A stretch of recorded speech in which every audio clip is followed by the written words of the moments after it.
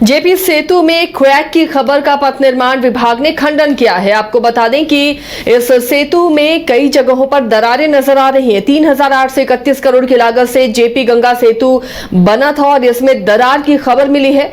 Crack को विभाग की तरफ से दीवार और अप्रोच स्लैब के बीच का ज्वाइंट बताया गया है। पुल की संरचना में किसी भी तरह का क्रैक नहीं है या दरार नहीं है, यह पथ निर्माण विभाग ने कहा है।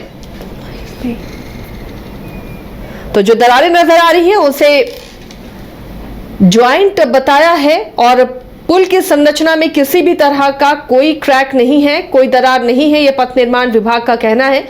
आपको बता दें कि जेपी सेतु का ही मुख्यमंत्री नीतीश कुमार ने उद्घाटन किया था और उसके बाद जब दरार दिखने लगी इसके एक पाए के ऊपर तो सवाल उठने लगे हैं, जिससे पूरे विभाग में खलबली मच गई थी। ऐसे भी लगातार बिहार के पुलों को लेकर सवाल उठ रहे थे। एक एक कर कई पुल धराशायी हो रहे थे, कई में दरारें पड़ रही थी। उसके बाद लगातार पुल की गुणवत्ता पर सवाल उठने लगे थे। और इधर पथ निर्माण विभाग ने अब कहा है कि पुल की संरचना में किसी भी तरह का कोई क्रैक नहीं है और ये ज्वाइंट है अप्रोच स्लैब और दीवार के बीच का जो दरार जैसा दिख रहा है। फोन लाइन पर हमारे साथ बिहार संपादक एसके राजीव जुड़े हुए हैं।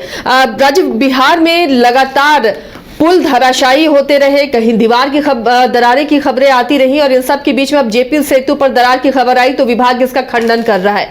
क्या पूरी जानकारी इस मामले पर है?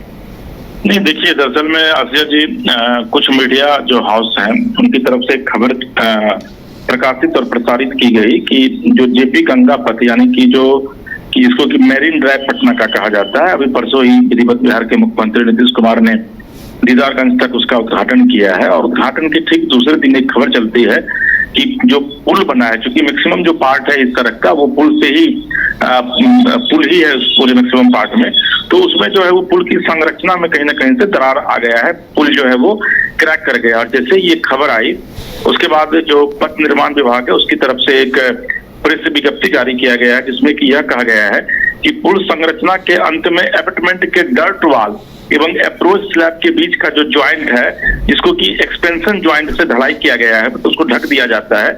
विधिवत ज्वाइंट एक्सपेंशन तथा कंस्ट्रक्शन के लिए रखा जाता है जिसको कि विधिवत उसमें कोई भी न तो दरार आया है बल्कि वो जो ढलाई किया गया था ऊपर से उसको ढकने के लिए वो ढलाई कहीं ना कहीं से डैमेज हुआ है, जिसकी वजह से जो है वो पुल के बीच एक दरार दिख रहा है, जबकि कहीं से भी वो दरार नहीं है और फिर से उसको मटेरियल से जो है वो फुलफिल कर दिया गया है, उसको भर दिया गया है। और जिस संरचना में क्रैक की बात लगातार मीडिया के द्वारा चलाई जा रही है वो कहीं से भी क्रैक नहीं है।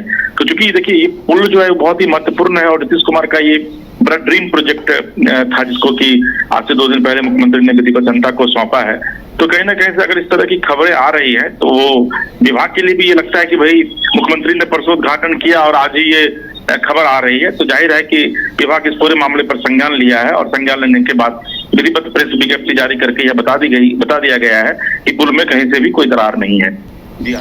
चलिए, शुक्रिया राजीव जी इस तमाम जानकारी के लिए। तो फिलहाल अब विभाग ने ये साफ कर दिया कि पुल में कोई दरार नहीं। अगर आप देश के किसी भी कोने में रहते हैं, अगर आप पटना आना चाहते हैं और घर जैसे रहने और खाने का आनंद लेना चाहते हैं तो एक बार जरूर आए होटल डायमंड इन। संपर्क करें 9572759746, 9031859981, 0612400153। एड्रेस अपोजिट विद्या संस्कार स्कूल, रंजन पथ, गोला रोड, बेली रोड, पटना 801503।